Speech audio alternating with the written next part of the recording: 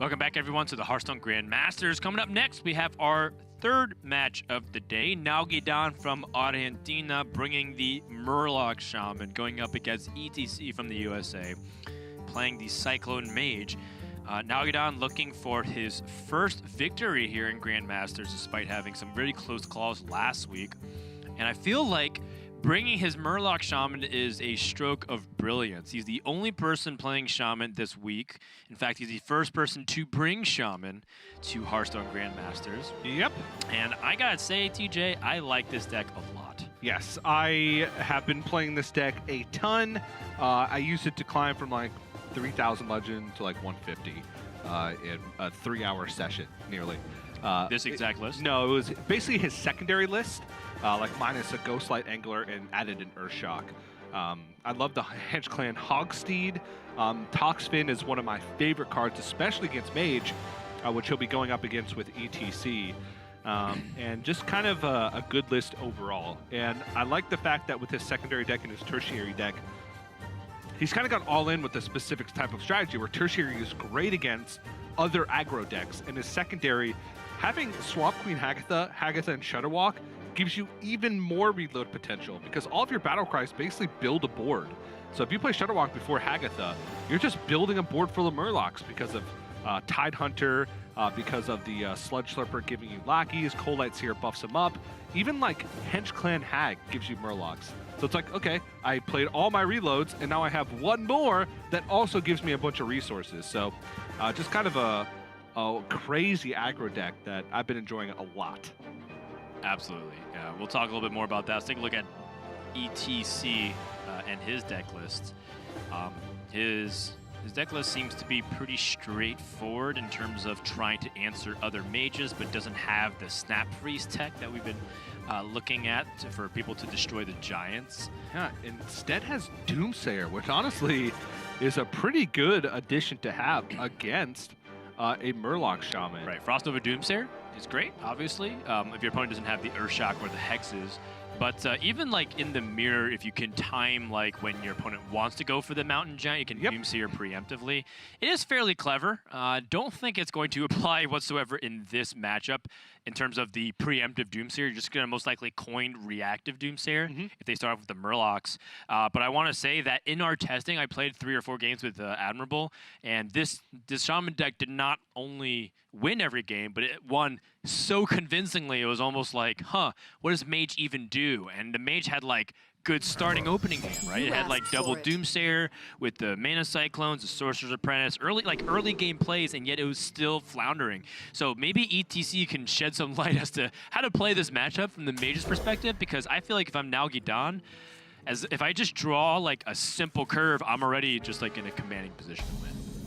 Yeah, I feel like as the Mage, you just have to not really do anything fancy, honestly. You just have to play your normal game plan and hope that the Shaman beats itself.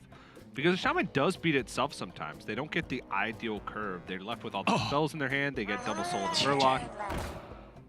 This opening hand. It's missing a Toxfin, but other than that, I'm good. I'm good with it. You're a Toxfin, TJ. Sometimes I am. Except I'm a little beefier than a 1-2, Dan. Yeah, you're more like a Hogsteed. But actually, no, in all seriousness, though, TJ's been... I'm a Mokushan warden. You're a Mokushan. TJ's been making some efforts to lose weight, man, and I think you're looking great these days. My flamingo shirt. Yeah, that's right. It was all to wear this. This was my only motivation. Now, though... I thought it was to show up Sottle, because he has the same exact shirt. It's not the same exact. It's very similar. I took inspiration from Sottle, as I do with many things. I look up to him a lot. He's a father figure to me, Dan. Is he? He is older than you. He Actually, is. You are the youngest caster. I am the youngest caster. You are, and yet you have a child and family. Yes. Kibler kind of has a child. That's true. If you ever get to meet Chio, he is full-time, all hands on deck type of scenario. This is just 10 damage, turn 3. Yep. ETC has no response. You're like, yeah, Sea Giant, right? To answer a board full of minions. Nalguidan is going to crush ETC's hopes if he doesn't do anything soon. His best play is to banana the Doomsayer and try to fight back for board that way. But He doesn't even have a clean way to do it. Like, well, he can double banana, trade over the Murloc Tidecaller, and isolate the Murloc War Leader with a ping. right, ping. That Still not seems gonna stop like the best way. It doesn't stop all the damage, but it brings it down to 3.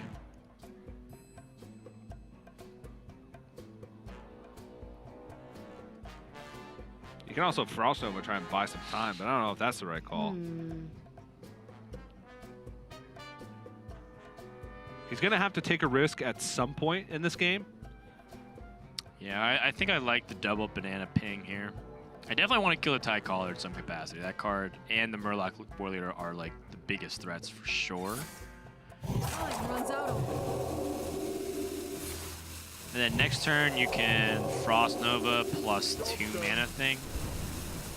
If you need to stop bigger board pressure, because the biggest thing that I'm afraid of is Henge Clan Hag. You know, you were kind of adding Henge Clan Hag at the end, like saying like this card is also good. Yes. But let me tell you, that card is nuts.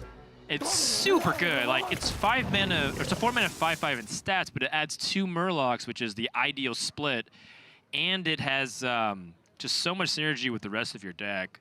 It's such good reload. It's one of those things where I kind of wish when I was playing the deck and testing, I wish I had 2 of them in the deck. It is though, when you get down to it, one of the first cards that you cut. Because if you look at all the other Murlocs, they're pretty necessary for the role that they play. Whereas Henge Clan Hag's just a nice to have in a lot of scenarios. Whereas all the other Murlocs serve a very specific purpose. So that's why he's only running 1 copy, or at least my analysis or my take on it. Oh, Khadgar plus Mirror Image. It's good. And does that give enough for Siege? Sea Giant becomes yeah, 1 it mana. does. Wow, that's a big swing. The Sea Giant here now becomes very effective because ETC picked up that Mirror Image. You can even go Khadgar, Mirror Image, Mana Cyclone for 1 more body on the board and 1 spell, and then Sea Giant. Might not be that bad of an idea. Not because you get the spell, because you get an extra 2/2 on the board. Yeah, fighting with an extra 2/2 seems pretty relevant because you'd have the board space for it and the mana, because you'd have 2 mana left over. You play the other one, that would put exactly 10 minions on the board, which would make Sea Giant free. Nalguidan leaning back, recognizing, it's like, that's really annoying to chew through. I will tell you, though, that Nalguidan is prepared. He has a Lightning Storm in his deck. But he can't answer all this board plus Sea Giant right now. Oh, wait. Whoa! Wait! What? 7, 8, 9, 10 damage. He isolates the Sea Giant and taunts from 10 mana. Yep. Oh my gosh. Don't exist. Okay, Witchy Lackey. Storm. That is back-breaking for ETC. Oh my goodness. Is he going to trade into the Giant to stop Conjurer's Calling and Frost Nova plays?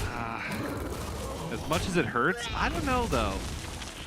He doesn't. You don't have direct damage in the deck with this deck from Nalguidan. Your direct damage is effectively lackeys, like 2 damage lackeys. I kind of like it though, because Frost Nova Conjurer's Calling is like a way he loses. Yeah. And so I think in this position, Nalguidan says, you know what? I'm just not gonna give him even that small percentage of a chance to get out. Double Frost, Ray of Frost should be able to eliminate some of the board here. You can also just stall. Like if you Frost Nova's double Ray of Frost, that eliminates at least a Murloc.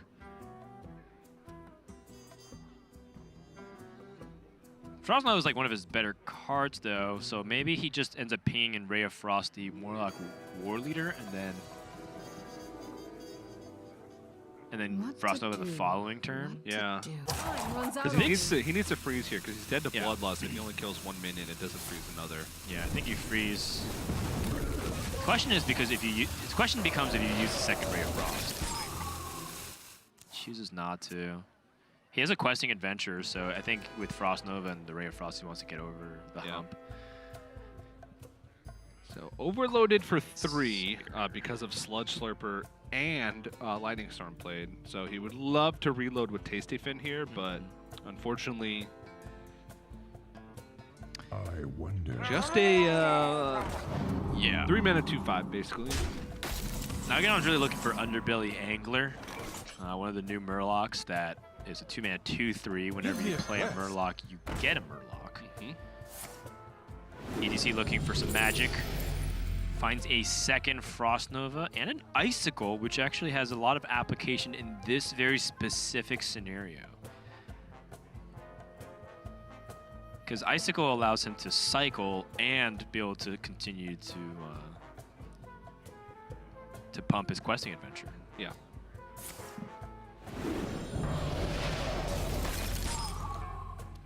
You know, like these aren't like game-defining cards by any means, but every little bit helps for ETC. That being said, he's running out of resources. Both players are. An Arcane Intellect. It's good pickups, but I think that's where the train stops. Yeah, and War Leader is going to be left up. Time runs out on me. Yeah, however, War Leader by itself isn't super threatening in this spot. It's just more like Nalguidan might have extra damage to close the game, but doesn't look like he can do it right now. No. In fact, Nalguidan looks like he might end up just picking up a trade if he doesn't pick up Earthshock or Hex to answer this questing adventure. Well, he's already used his only copy of Earthshock, so Okay. It would have to be Hex. And honestly, ETC with questing plus Frost Nova next turn basically has a 2-turn lethal setup, Right. because of how many spells he'd be able to play if Sorcerer's Apprentice lives. Okay. Taunt? Okay. That helps. It And helps a lot.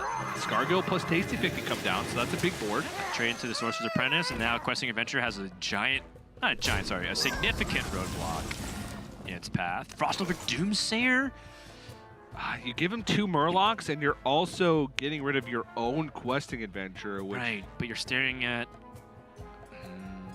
Okay, so you Questing Adventure, Frost Nova, and then just ping. but even that doesn't feel particularly strong because you don't have enough cards in your hand to set up for that 2-turn lethal. If Sorcerer's Apprentice and Questing Adventure had stuck, then he could play a bunch of spells, develop the second Questing Adventure, and maybe have enough damage over the next 2 turns. But now everything just kind of feels awkward. But you'll have 2 Questing Adventures that can trade proactively onto the board, so you can kill off like the non-draw Murlocs. You can kill the War Leader and the Scargill. And then your hero power should be able to whittle them down over time as well. So you can Questing Adventure, Frost Nova, Time ping. runs out on me. Then next turn you can ping Vaporize plus whatever else you draw, and most likely still be dominant on the board. So I think the Questing Adventure number 2 is the way to go. Give me a quest. Still scary though, because you know Nalguidan still has reload. This ping makes sense too, given that he can ping down the War Leader over 2 turns. Nalguidan's sweating. Nightmare Amalgam. It's like one of the more solid cards actually for Nalguidan. Just have a lot of pretty weak cards in this deck that he can be drawing, like his Grimscale Oracle. There is some merit to holding on to this Nightmare Amalgam just for the Underbelly Angler possibility, but I think at this point, Yeah, it's time to go in for the kill. he's in a Present the bloodlust big- kind of victory, right? Oh boy! Potential lethal, Dan. He can magic trick forever. And it's done. Arcane Explosion and Frost Nova number 2! All right, Frost Nova, he pushes for 15 this turn. I think that's enough. Well, yes, if these don't get answered. There's a Hex. I mean, even if it gets answered, It's not lethal if it gets Hex though, or Earthshock. I think it still is, because he deals with the 12-10. He plays 2 cards next turn. As long as the card he draws is playable, he plays 2 cards and pings. Gosh. Nalguidan, he's just gonna get completely tempoed out of the game because of the Frost Novas. That is crushing, to say the least. I was not expecting Mage to win in that position. And Magic Trick is just super strong because of that ability to discover exactly the cards you need. Yeah, and I think, honestly, the only play we can go back to is Nalguidan's choice to trade into the Sea Giant. There was okay. there was Fair a enough. possibility that he could get a value trade plus Conjurer's Calling, but he pushes a lot of extra damage. He still leaves minions on the board. That was 6 damage that he poked in, and even though ETC was still at 9 at the end of the game, it would have forced his hand a little bit more. It would have forced him to be Right. a little bit more reactive to the board state. So I don't want to call it a mistake. It's just when you look at those kinds of games where it feels like Nalguidan did mostly everything right. Yeah, Was there a way for him to win? Because he also had the trade into the Sorcerer's Apprentice, which was an extra 3 damage. That was And, another I mean, extra 3 damage. The board state would not look the same, but it is a question that we'll have to go back and evaluate. Absolutely. If it ends up becoming an influential factor. But that's only the first game, and both players can outfit their decks accordingly. We'll be right back, and when we return, we'll see if Nalguidan with his Shaman can make the comeback against ETC.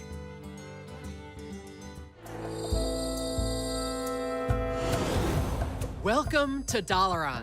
I'm Peter Whalen, one of the designers on the Hearthstone team, and I'm excited to walk you through the most magical city in Azeroth.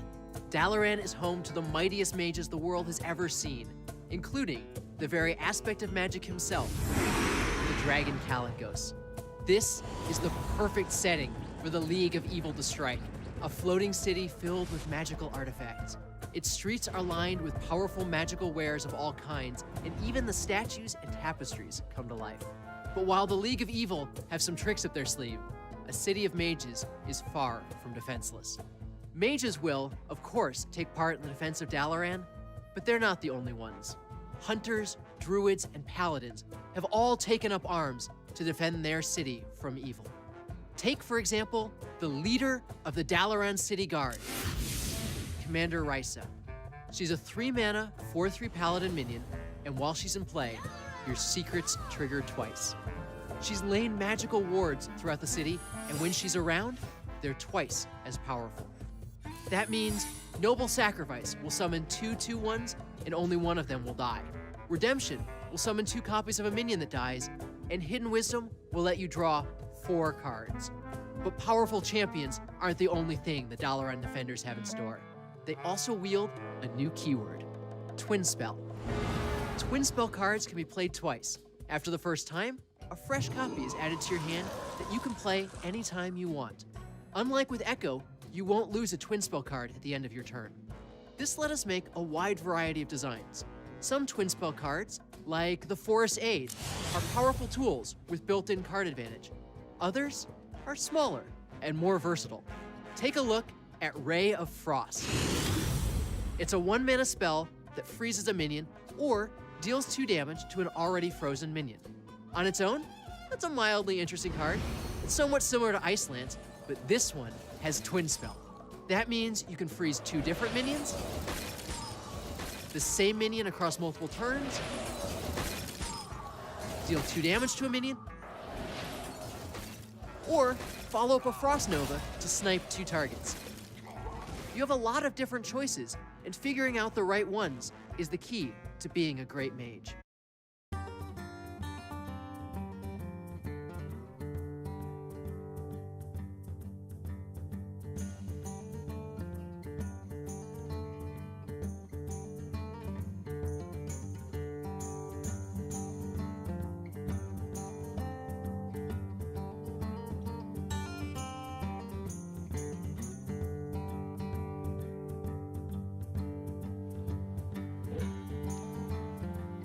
Match number 3 has been underway for 1 game as ETC upsets Nalguidan with his Murloc Shaman.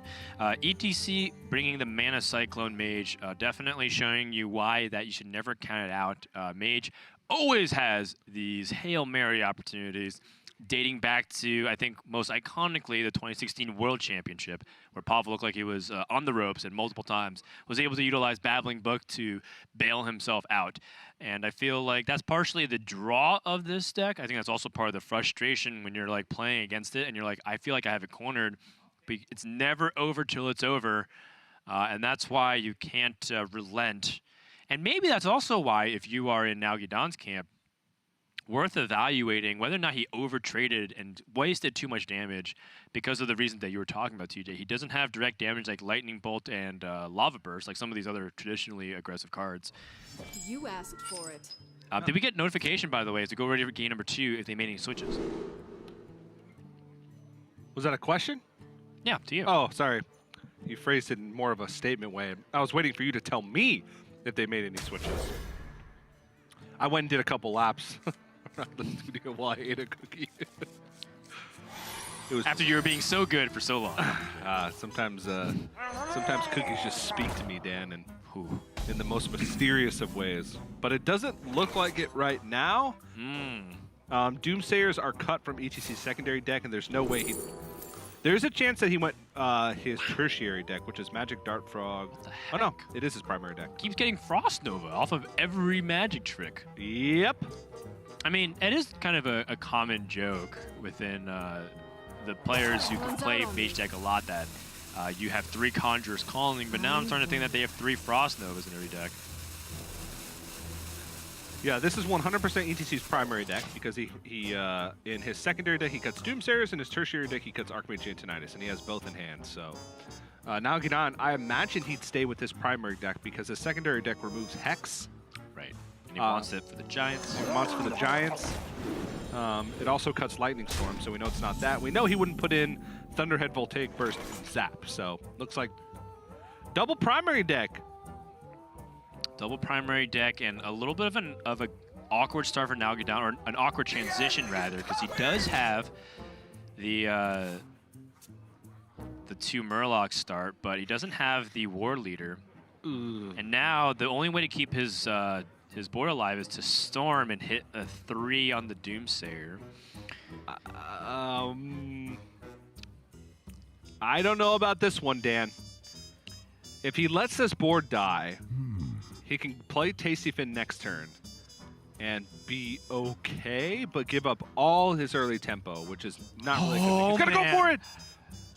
This is pretty much, I want to say the game running on this. He did it! What? I mean, I think... Oh, man. I think it's too much of a board swing to let it die this early. I agree, but it's also a huge board swing and just everything swing because he doesn't even have a play next turn. Right. Yeah, exactly. That being said, Nalguidan doesn't actually have a follow-up, so maybe in a very weird way, it can be a blessing in disguise for ETC. Yeah. Because part of the reason why the deck is scary is if it curves out, and it's not curving out. All right, well, he's Oh, boy. And if he picks up another 1-mana Murloc? if he picks up a Grimskill Oracle here, oh, man. Yeah, that's why Underbelly Angler is sick. Now, ETC on a Mountain Giant draw, but that's not going to do much in this position because, well, I mean, it does put pressure on the board, increase the board tension, but now you're done. Now it's kind of time to see if he's going to trade again, right? Yeah. Hex. Ooh, Hex makes that decision much easier. His eyes lit up. Now you can't really let this Mountain Giant live. Is there any other breakpoints? If he plays Murloc War Leader, his second attack card goes up to 6 attack. So that's not enough. If he plays second War Leader and picks up Grimskill Oracle, which is like a 1 in, 12? Then he could trade over it. He's just going for damage. I don't know. You kind of got to respect it. This gets punished heavily by exactly what's in ETC's hand. Well, he can still trade. He can trade Underbelly Angler and the 5/2. Yeah, and the 5/2, and still push 7.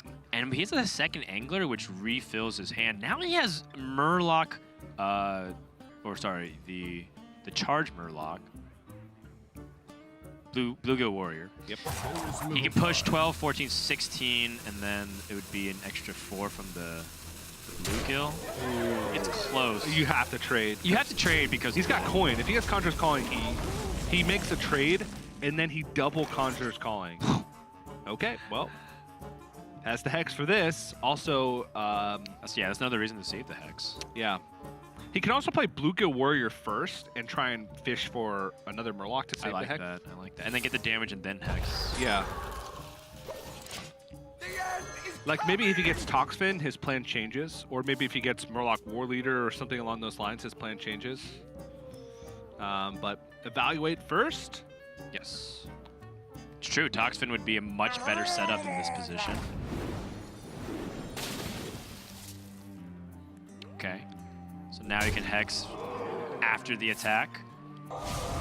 ETC also used a Frost Nova, one of his better defensive cards. He has Sea Giants. Sorcerer's Apprentice, can anything happen with that? His hand is just so heavy right now.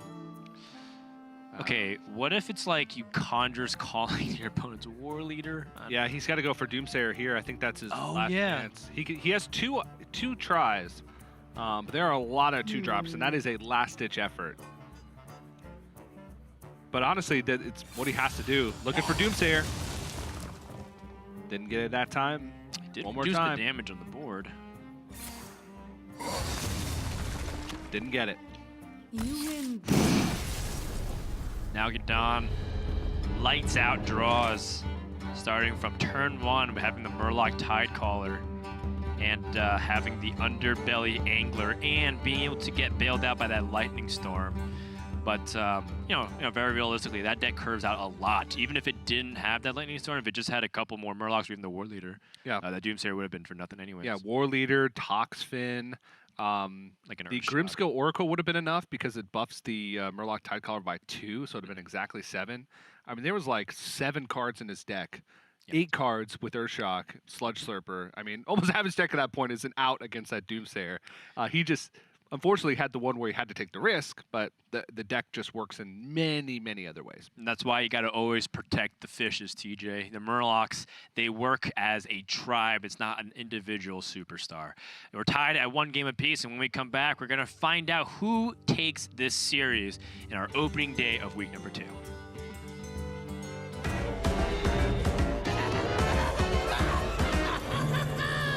Dalaran will be ours! Once we land, you know what to do! No we don't. You didn't tell us to play it. I didn't think I had to. It's perfectly obvious. Bank! I am to be robbing the bank! I take henchmen for vault smashing and shiny stealing! Plan is obvious! It's a start, yes, but... You won't get a single coin unless you take care of the city's guards. Let's rip open Violet Hole and unleash the prisoners on the city. That'll keep the guards busy. Certainly, but that's not... No! First, we must sow chaos in the streets. I got rockets. Anyone need rockets? Try to see the big picture. Chinese. We have to break their will before we can loot, you fools! Please, everyone, please. Let's drop some rockets to the city. Oh, big candle. And then we just take the whole shebang wherever we want. Yes! Finally, you're exactly right. Seriously? That's dumb. Weak candle. Just wait till second gear kicks in.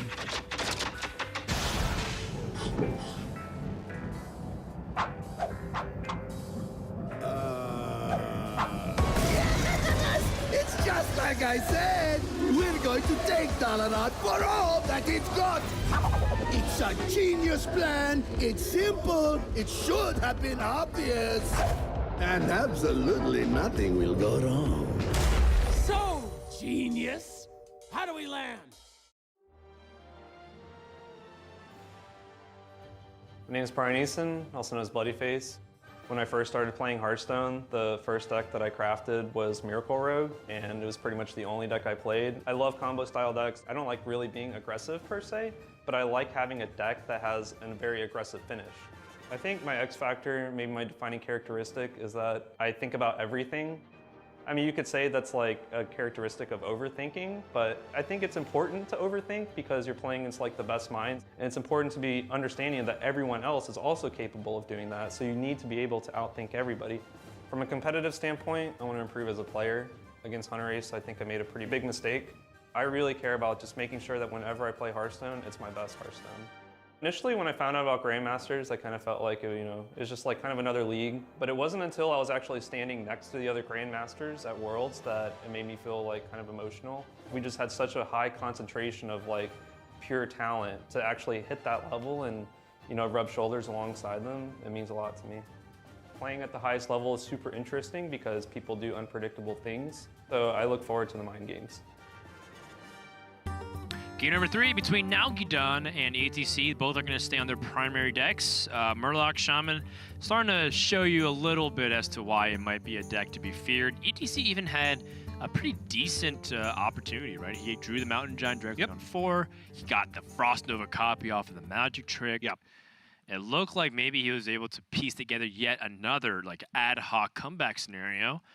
Not really the case here. So now we're going to game number 3 with the Murlocs, raring and ready to go. And here's the scary part, TJ, is that I feel like Nalguidan has yet to hit like the ideal nuts, where it's like he hits Toxfin against the Giants, or just like Well, he's got the properly. redundancy. That's the genius of his deck, right? Right. Because he's got the Hex. Last game was close. It was, because he very had the close. 1-2, but then he was like stalled out for a little bit. Yep. And then had to like pivot. But once the deck hits like the 1, 2, 3, 4, it just looks like the best deck in Hearthstone. Yeah, And once- it's like very hard to stop. Once you kill a mage on turn 5, like once you feel the rush of killing a mage on turn 5, rush! Dude. what a rush! Then it feels like you just can't stop playing Murloc Shaman because you're just searching for the rush over and over again. It's a gateway deck, Dan. It is.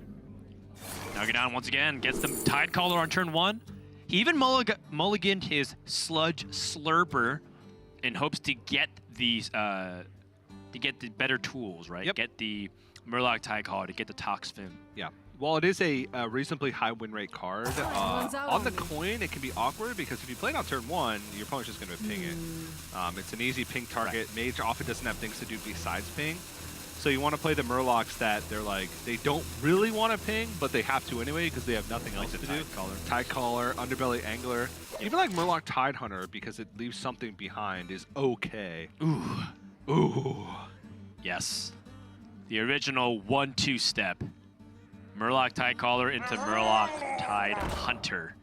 And, one of the cards that's also kind of underrated in this deck is Soul the Murloc. Talk about Soul the Forest and how annoying that card is. Imagine that it gave direct synergy buffs based off the treants it left behind, Yep. right? Which is already pretty ridiculous. Now imagine, Dan, if instead of every time you play a Murloc, Underbelly Angler read every time you summon a Murloc. Oh, I can only dream of the possibilities that would allow. Still really good, though, even as is. It still is very good because it works with Murloc Tidecaller, because Murloc Tidecaller is summon a Murloc. So, for instance, you need to trade off a board, you play a Tidecaller, you give it +5 attack. Yep. Those kinds of things. And obviously, Nalguidan would love to have this Tidecaller survive, but realizes that what's important is the non-stop waves of pressure. Doomsayer being drawn, but a turn too late for ETC. Yeah. Which is, again, another reason why Nalguidan mulligans so aggressively. He needs a response to the Doomsayer in case ETC had it on the play. Now he can set up a Spellbender next turn and then roll into Doomsayer Frost Nova. That protects it from both Hex and Earthshock. Not both. Well, no, not Hex and Earthshock, but It Hex protects or... the Hex or Earthshock. Yes. Yeah, my apologies. Yeah, you'll have some computer science majors. Technically. Excuse me. That is why we do not include the exclamation point. I don't know Java syntax or like programming syntax whatsoever. Dan, I'll tell you a story. It's a very short story. They are sending me a very heated text right now. I was a computer science major for 3 months. And, I failed out of Python programming. They failed me before the final even happened. It's like, you can't handle it. Oh, poor TJ. I know. My brain's just not cut out for that. It takes a very, what's the word for it? Smart kind of brain to figure that stuff out. What to do? What to do? I took computer science in high school, and my teacher Whoa. every single day would make Battlestar Galactica references that no one understood. And Dan over here with his computer science in high school. And the way to get on his good side was to quote Battlestar Galactica, even to the point where he actually gave people extra credit for quoting it on your exams. See, I still wouldn't have passed. Yeah, because 0 times an extra 10% is 0. Yeah, it is. 0 times anything is 0. Spellbender comes down just exactly what you're saying, but not before Nalguidan's able to get in the damage. Yeah. The good thing for Nalguidan is he will be able to play Soul of the Murlocs. Yes. to at least have something on board. He's actually going to play it now? Yeah, because it sets up for Bloodlust and test for Counterspell. Yeah. This is pretty smart here from Nalguidan. Like, Soul the Murloc now, and then sets up for the Bloodlust on the following turn. Also sets up for Ice Barrier, or test for Ice Barrier and Vaporize. Dude, it's turn 4, and ETC has a dozen of hit points left. Yep. And like, if he Frost Nova Doomsayer, which coincidentally Nalguidan could have, if he saved the coin, could have set up a better Soul than Murloc, but that's okay. It's not over, but it's looking very close to being over because this does not play the Dragon package of the Scorcher and other things. Is it actually just straight up better for Nalguidan to have saved the... I think it's... He wanted to test for Counterspell. So this... Could have tested it this turn, though. Like, let's say the Doomsayer did come out. He couldn't... This play is interesting to me. I'm pretty sure there was only 2 secrets it could have been, right? Splitting Image and Spellbender. He tests for Counterspell. And Ice Barrier was tested. He tests for Ice Barrier, he tests for Vaporize, he tests for Mirror Entity. He tests for everything except for Splitting Image and Spellbender. Is it worth? I don't know. It probably is. It's probably worth trying to hope for the 50-50. Well, so if he saved his board, he could have hexed and then, or he could have coined test Counterspell, hexed the Doomsayer, and then play Soul the Murloc, which would have been the same thing. It would have been exactly the same. So I think in the end, it was all right. Yeah.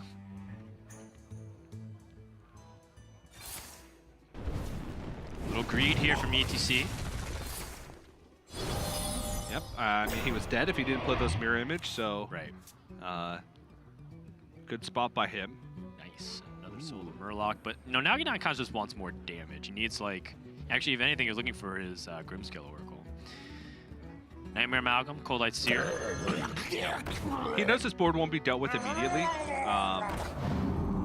So he can, you know, go in for this play now, and then Soul the Murlocs and like another Frost Nova plus Doomsayer set up.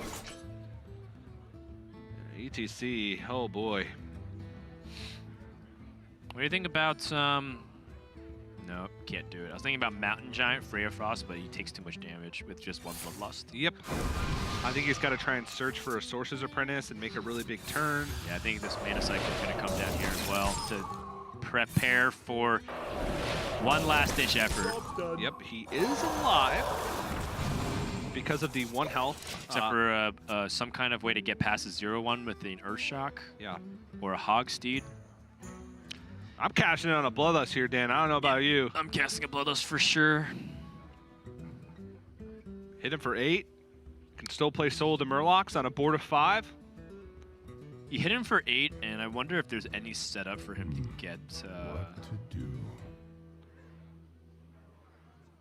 Nope, because Hogsteed can't go face, but it's still good. You have double Bloodlust. These Murlocs, they're mad.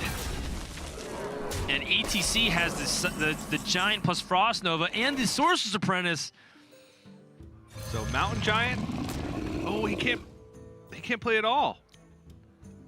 Nope. I was hoping for, he was thinking for Conjurer's Calling, but Nope, Frost but Nova's enough because then he can go fine. Khadgar Conjurer's Calling next turn. Right. Double Conjurer's Calling and set up for the thing. Oh, And Nalguidan's like, okay, I know Frost Nova is a possibility. All right. Here's the thing. Nalguidan can still Earthshock one of his own minions. Yep. Another Frost Nova! How does he keep doing it? What?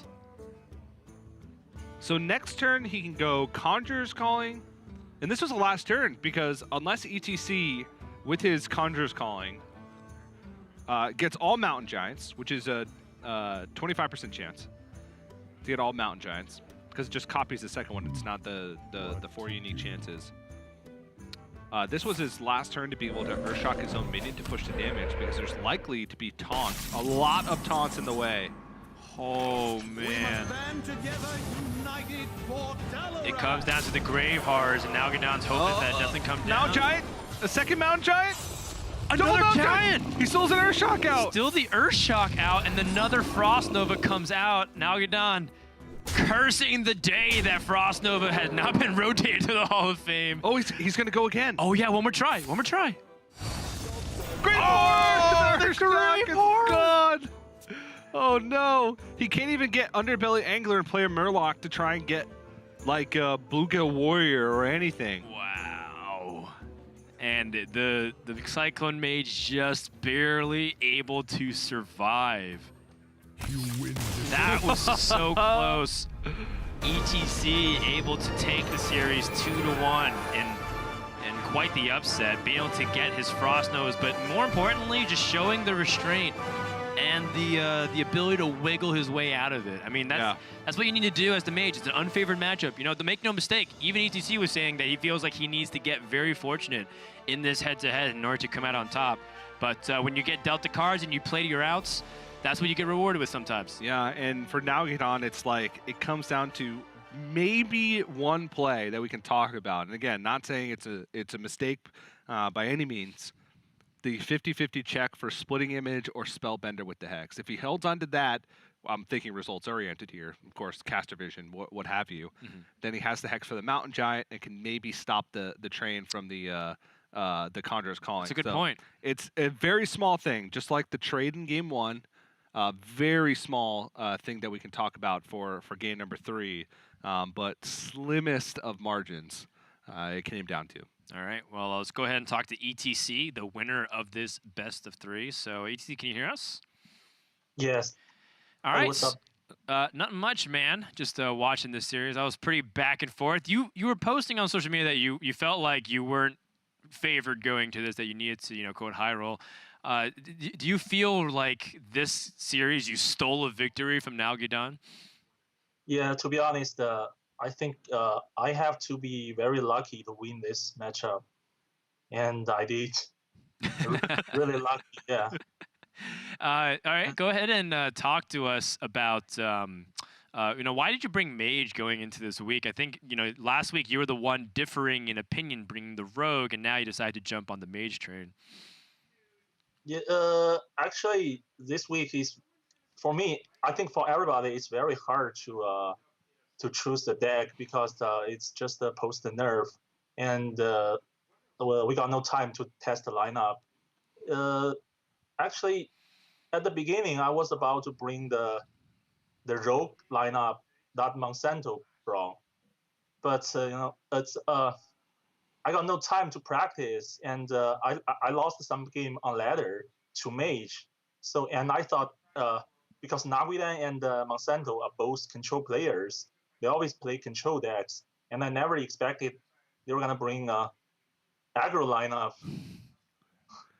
Yeah. Yeah. So and at last I practiced with Risi, and at last we make a decision to bring the safe lineup. So Mage is a very good deck on ladder, but it is not very inconsistent. We have to be very lucky. If I high roll, I can win every deck. So I just believe Sure. I'm gonna be lucky. That's it. Well, Mage is honestly the deck to do it Yeah. nowadays with Mana Cyclone. I don't know how you do it, but you and Frost Nova seem to have an inseparable relationship. you seems like Yeah. Magic Trick and the Tome Vince, like you kept getting Frost Nova. What's the secret to that? Huh? Just to write down Frost Nova on the paper. Write down like Okay. 100 times. Yeah. I'm gonna start writing down. I did it. It's on my table. Yeah, I did it. Okay. Visualize it to success. I like it. All Yeah, right. and I'm writing down cookies on my piece of paper, hoping Oh. they'll magically appear for Cheesecake me. for Oh me. yeah, here we go. That's All the right. secret. Thank you, ETC. Always humble. Always great to talk to you, man. Congrats on your win. Thank you very much. Have a good day. Bye-bye. I will have a good day. I'm having a fantastic day. Ah, TJ. I am so much more refreshed this week. I don't know what it is, Dan. I can't put my finger on it, but feeling good. That's right. Well, coming up next, we have things that are going to get even better, TJ, because we have Dog from Team Liquid going up against Zalay from Omni / clash between NA Titans. So don't go anywhere. More Hearthstone Grandmasters action will be continuing right after this break.